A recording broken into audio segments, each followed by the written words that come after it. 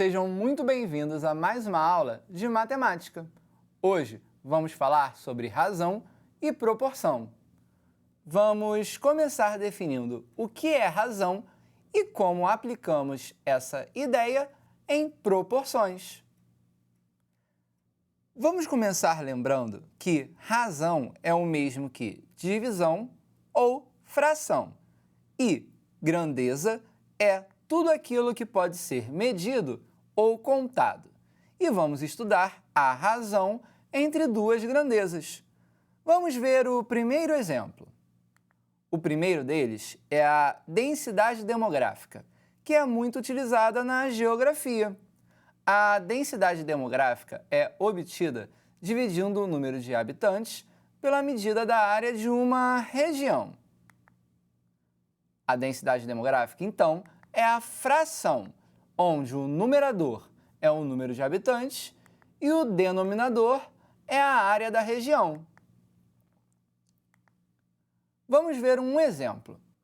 O município de Rio das Ostras possui área de aproximadamente 228 km² e pouco mais de 155 mil habitantes. Qual a densidade demográfica desse município?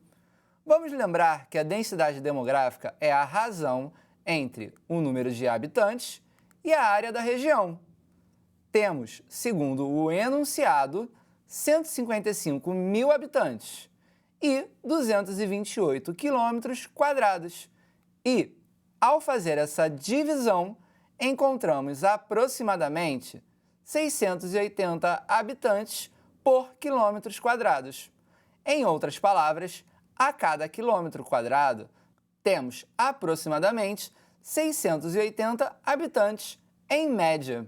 A densidade demográfica nos diz o quão populosa é uma região e é muito utilizada na geografia, como já foi falado. Vamos agora ver velocidade. A velocidade média é obtida dividindo a distância percorrida pelo intervalo de tempo gasto. Ou seja, é a fração onde a distância percorrida é o numerador e o tempo é o denominador. Vamos ver um exemplo. João e sua namorada moram em cidades diferentes que distam 180 quilômetros uma da outra. Ele percorre de carro essa distância todo final de semana para vê-la. Se ele demora 3 horas nesse trajeto, qual a velocidade média que ele percorre essa distância? Vamos lembrar que a velocidade média é a fração distância percorrida sobre tempo, já que toda fração é uma divisão. A distância percorrida, segundo o enunciado, é de 180 km e ele demora 3 horas para percorrer essa distância.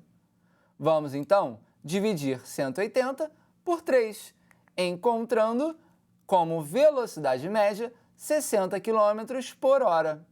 O conceito de velocidade média é muito utilizado na física e ele mede quão rápido ou quão devagar percorremos uma determinada distância. Bom, vamos continuar a nossa aula. Uma padaria cobra R$ 15 o quilograma do pão. Qual o valor pago por 2 kg de pão, 5 kg de pão, 0,5 kg de pão e 200 gramas de pão? Vamos montar uma tabela para facilitar os nossos cálculos. Ao comprar 1 kg de pão, pagamos R$ 15. E ao dobrar a quantidade de pão, ou seja, 2 kg de pão, também dobramos o valor pago, ou seja, R$ 30. Ao multiplicar por 5 a quantidade de pães, ficamos com 5 kg de pão. Perceba que também temos que multiplicar por 5 o valor pago, ou seja, por 5 kg de pão, pagamos R$ 75. E ao dividir a quantidade de pães em quilogramas por 2, ficamos com 0,5 quilogramas de pão. Podemos dizer que também temos que dividir por 2 o valor pago, ou seja, por 0,5 ou meio quilograma de pão, pagamos R$ 7,50, ou 7,5. E se dividíssemos por 5, ficamos com 0,2 quilogramas de pão. E o valor pago também será dividido por 5, que corresponde a R$ 3. Note que, ao dobrarmos a quantidade de pães, o valor pago também dobra. Ao multiplicarmos por 5 a quantidade de pães, o valor pago também é multiplicado por 5, e assim por diante. Por outro lado, se reduzirmos a quantidade de pães pela metade, o valor pago também fica reduzido pela metade, e assim por diante. Quando isso acontece, dizemos que as grandezas são diretamente proporcionais. Resumindo, se multiplicamos uma grandeza por um valor, também multiplicamos a outra. O mesmo ocorre se dividimos uma grandeza por um valor. Também temos que dividir a outra pelo mesmo valor. Bom, será que temos um segundo caso? Temos. Vamos voltar na história de João. Você lembra? Normalmente, João percorre os 180 quilômetros em 3 horas, com velocidade média de 60 km por hora. Em quanto tempo ele percorre esse mesmo trajeto se a velocidade média fosse de 120 km por hora, 180 km por hora, 30 km por hora e 20 km por hora?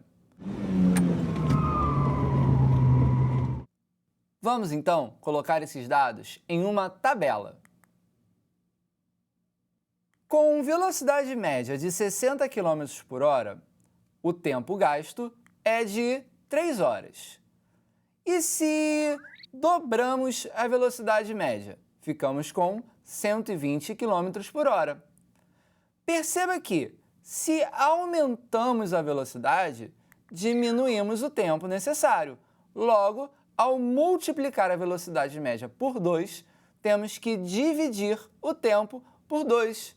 Ou seja, com 120 km por hora, são necessários 1h30. E se multiplicássemos a velocidade média por 3? Bom, ficamos com 180 km por hora.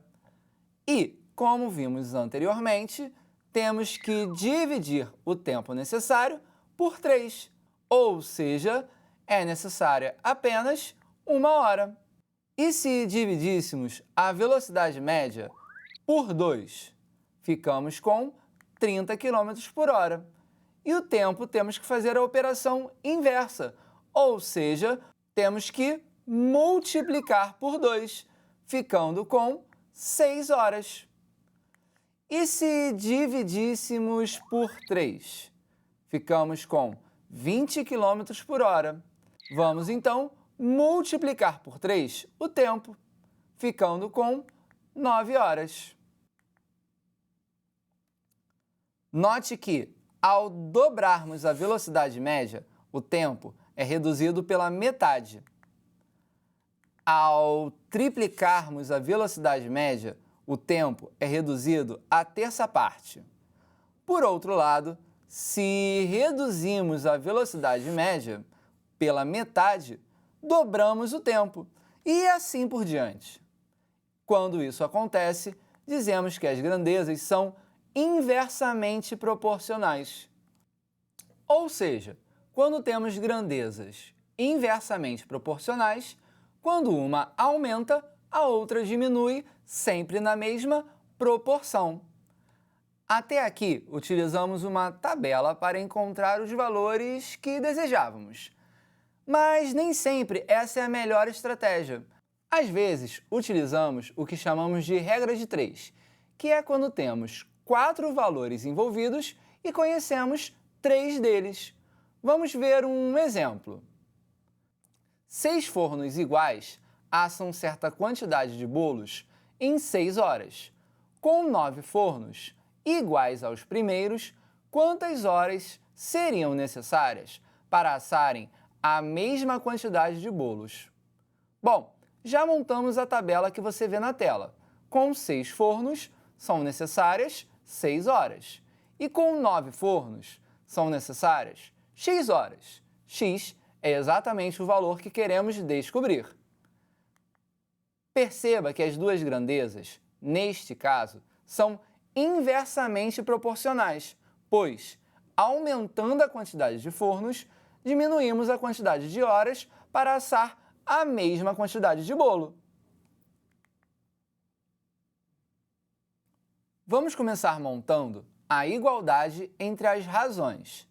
Temos então 6 sobre 9 é igual a x sobre 6. Perceba que invertemos uma das razões, pois as grandezas são inversamente proporcionais.